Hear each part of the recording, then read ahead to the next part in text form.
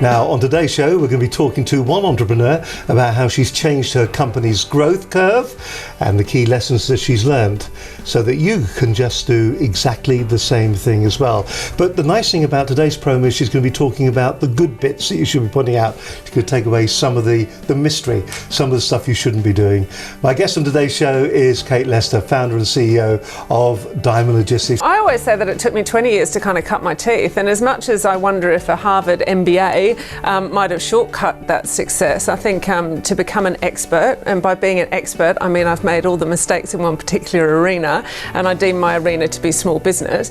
It was 20 years in dealing with it all and learning it and all the rest of it, and then finding a way that I could apply all that, which is what I'm hoping to share with my fellow entrepreneurs, so that they don't have to do that 20 years, they can just do the super acceleration bit of the last 3. I think entrepreneurialism is very much, the science of business, or applying that science of business to opportunities. So it happened to be the courier world. It's happened to afforded me a very good lifestyle, and then I happened to see it as being one of those scalable businesses that has an enormous potential in the future. So that's really helped me with my longer and bigger business ambitions. And I believe that business is applicable to any craft, as it were. It's a formula, it's a science, it's an application. I had a really good saying the other day saying, and they won't have it at Google, and it's saying don't poo in the pool. And so you have to be really open to everything. Because it didn't work 20 years ago doesn't mean that it won't work now. If you start saying right from the start that's not going to work, then you're already going to be putting yourself in that kind of holding pen, as it were, of people that I think are likely to fail. Number one, people think that their idea has a market because they think they like it.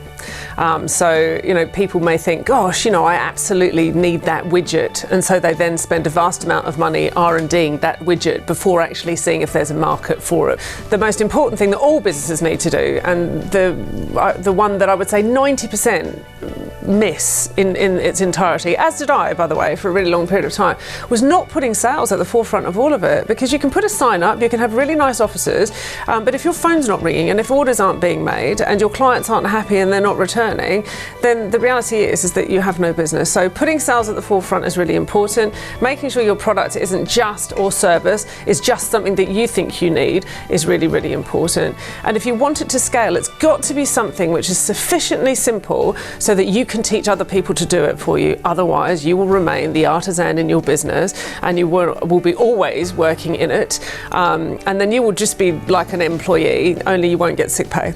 The big thing that you can look at most in a business, and again, when I work with people, this is what we try and put at the forefront of all of this, is that your KPIs have got to be the activity before your sales pipeline, because that is indicative of how successful you're going to be going forward. And I always say that if you want to sort of scattergun approach and like do 10,000 leaflets on an industrial estate, you're going to be wasting an awful lot of money.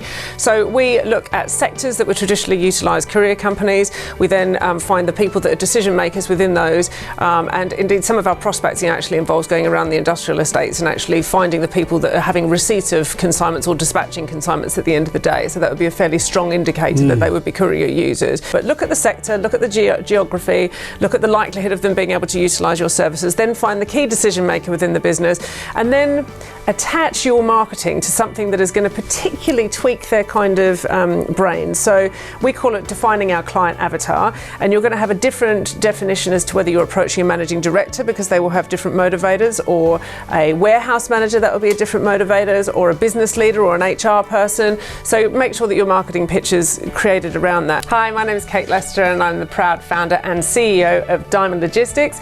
We're the UK's fastest growing courier company, and we enable businesses to deliver, whether it's parcels, their promises, or indeed their profits too. Now, as my takeaway for you guys as entrepreneurs, there's 3 key messages I really hope you take from today. Number 1 is, if you want a super successful business, then please make sure that your product and serviceable is saleable. And please make sure that you are the person that takes control of that sales pipeline, because nobody will care about it as passionately as you do. The other thing is that if you're looking at scaling your business, then you have to make sure that your mission, belief, and indeed your ethics are at the heart of what you're trying to do, because when you're trying to replicate your service, you want to make sure that all the stakeholders believe in that as passionately as you do. And number 3, think of your role as Chief Talent Spotter, because if you pick the dream team that I've been lucky enough to recruit at Diamond, then I hope your business will fly just like ours is. Thanks very much.